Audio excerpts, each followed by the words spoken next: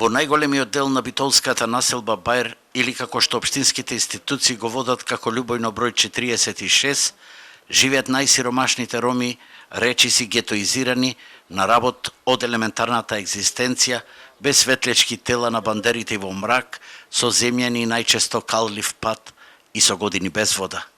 Бројката не е мала, со неколку стотини куќи и нешто помалку од 1000 жители и еден куп мали деца. Денеска ја повика екипата на Алфа да се пожелат дека во време на корона, во пресред на летните жеги, останати се без основната потреба водата. Не може вака без вода, со бурина до кога? Дали за пијање, за капење, за јадење од бурина? Хигиена на нула. За децата тоа е катастрофа, бидејќи ако заврне овде калима, не можеме ги пуштиме на школа. Не е животове, никако. Немаме ни да си скапиме, ни да си спериме, никаква хигиена. Децата ни одат на школа. Полниме од комшите долу вода. Капка нема цел ден.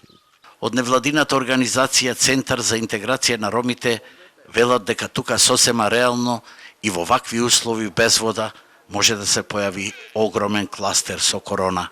Доаѓа летен период, нели, и можно е, значи да не дај Боже повторно се заразиме од коронавирус и да биде Бајрот едно жариште каде што нема да може да се излечиме. Од Битолски водовод велат дека таму е највисоката кота, дека неколку стотини семејства се приклучени на диво и дека го исцрпуваат системот.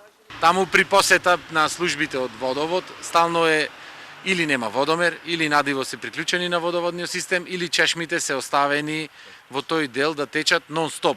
Сето тоа доведува до нарушување на притисокот во водоводниот систем. Но како да се реши овој горлив проблем, како и останатите тукашни комунални проблеми?